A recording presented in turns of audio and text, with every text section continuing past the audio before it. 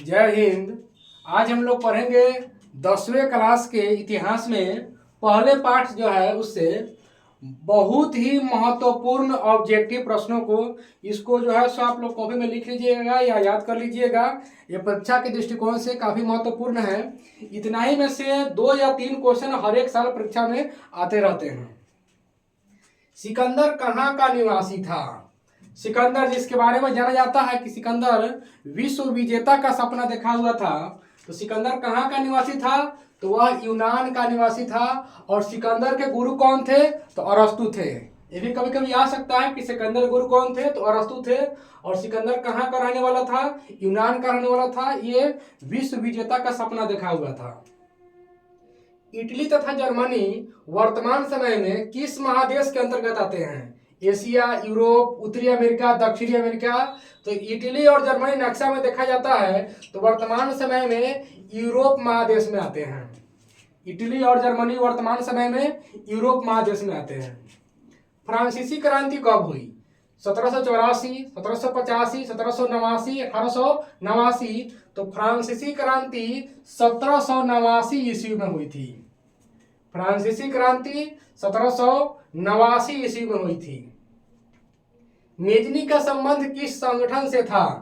तो मेजनी का संबंध बताना है किसे था? लाल सेना, डायट, कार्बोनरी, नई आर्थिक नीति। तो मेजनी का संबंध जो था वो कार्बोनरी से था। मेजनी का संबंध कार्बोनरी संगठन से था। गैरीबाल्डी पेशे से क्या थे? तो गैरीबाल्डी पेशे से क्या थे? नाविक थे कि सिपाही थे, किसान थे? तो गैरीबाल्डी पेशे से नाविक थे। यह क्वेश्चन कई बार आ चुका है। नाविक का मतलब नाव चलाने वाले। गैरीबाल्डी पेशे से क्या थे? नाविक थे। रक्त एवं लौह की नीति का अवलंबन किसने किया?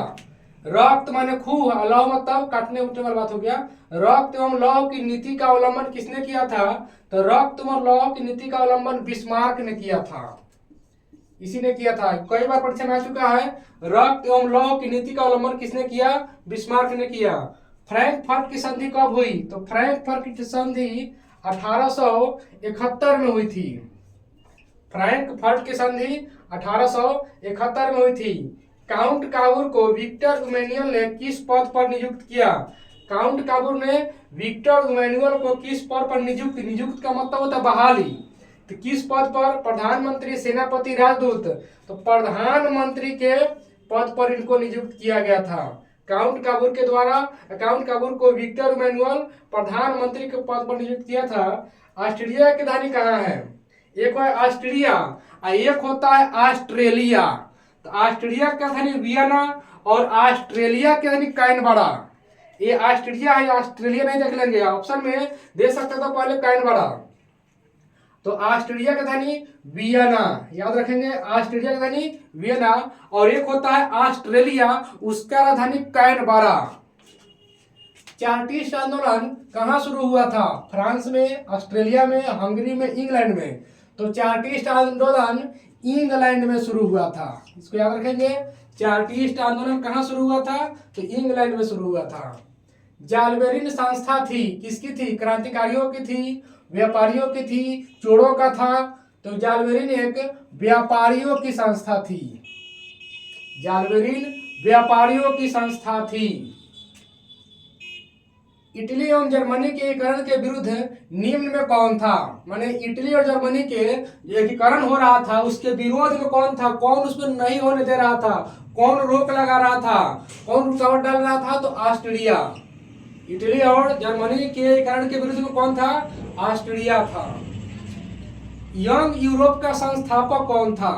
तो यंग यूरोप का संस्थापक कौन था? ऑप्शन है Mazzini, Garibaldi, Victor Emmanuel, Mussolini. तो कौन हो जाएगा इसमें? मेजनी।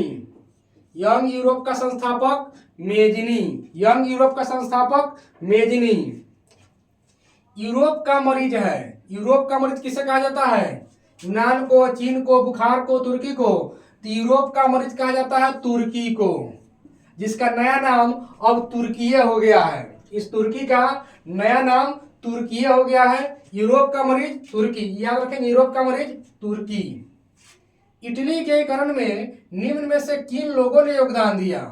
गैरीबाल्डी ने, काउंट काबूर ने, मेजनी ने, इन सब लोगों ने इटली के एकीकरण में योगदान दिया था। इसलिए इसका आंसर हो जाएगा इनमें से सभी। इटली के एकीकरण में गैरीबाल्डी का भी योगदान था, काउंट काबूर का भी योगदान था, मेजनी का भी योगदान था। इसलिए यहाँ पर ऑप्शन क्या हो जाएगा, इनमें से सभी। रॉबर्ट ओवन निवासी था, ये कहाँ का निवासी था? फ्रांस का, ब्रिटेन का, जर्मनी का, चीन का? तो रॉबर्ट ओवन जो था, ओवन या ब्रिटेन का निवासी था। रॉबर्ट ओवन ब्रिटेन का निवासी था। इटली के एकीकरण का मसीहा किसे कहा जाता है? इटली के एकीकरण का मसीहा, मसीहा मतलब भगवान, भगवान यानी कि पैगंबर। इटली के एकीकरण का मसीहा या पैगंबर, दोनों में कोई दे सकता है। तो इटली के एकीकरण का मसीहा या पैगंबर किसको कहा जाता है? गैरीबाल्डी को। इटली के एकीकरण का मसीहा या पैगंबर किनको कहा जाता है? गैरीबाल्डी को कहा जाता है। जर्मन राइन राज्य का निर्माण किसने किया? जर्मन राइन राज्य का निर्माण किसने किया? ऑप्शन है Bismarck, Hitler, Napoleon Bonaparte, Louis 16वां। तो इसका आंसर है नेपोलियन बोनापार्ट। जर्मन राइन राज्य का निर्माण किसने किया? नेपोलियन बोनापार्ट ने किया। जर्मन राइन राज्य का निर्माण किसने किया? नेपोलियन बोनापार्ट ने किया। तो आज के क्लास में इतना ही, फिर मिलेंगे इसके अगले क्लास में। Thank you very much.